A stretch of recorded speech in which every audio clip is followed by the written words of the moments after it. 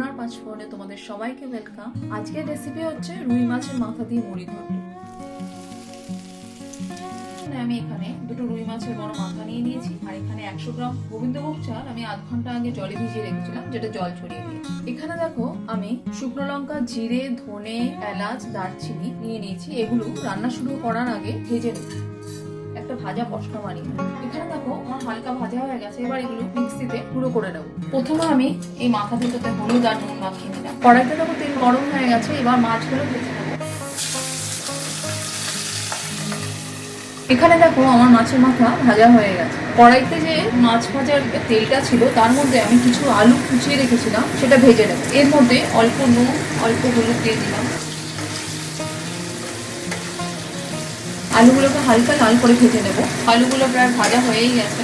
এখানে দেখো আমি প্লেটে একটা শুকনো লঙ্কা, তেজপাতা, জিরে, গোটা এলাচ আর দারচিনি নিয়েছি। এগুলো এই তেলে দিয়ে দেবো।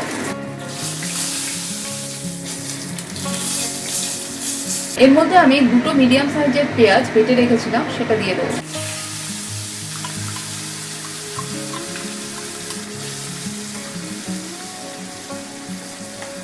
এর মধ্যে একই সাথে আমি 2 চামচ আদা রসুন পেস্ট দিয়ে দেবো।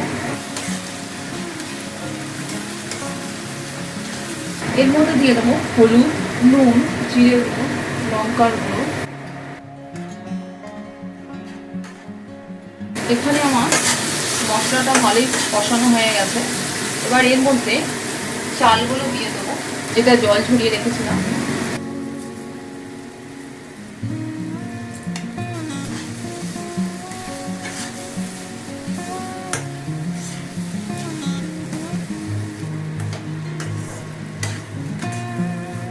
এর মধ্যে আমি একটু গরম মশলা দিয়ে দেবো।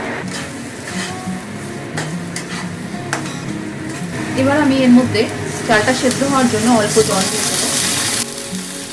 চালটা সেদ্ধ হওয়ার জন্য আমি এটাকে ঢেকে দিলাম। চালটা এখনো পুরোপুরি সেদ্ধ হয়নি। এই অবস্থায় আমি ভাজা আলুগুলো দিয়ে দেবো, কারণ আলুগুলো আরেকটু সেদ্ধ হবে। কড়াইটা আমি আরেকবার ঢেকে দিলাম।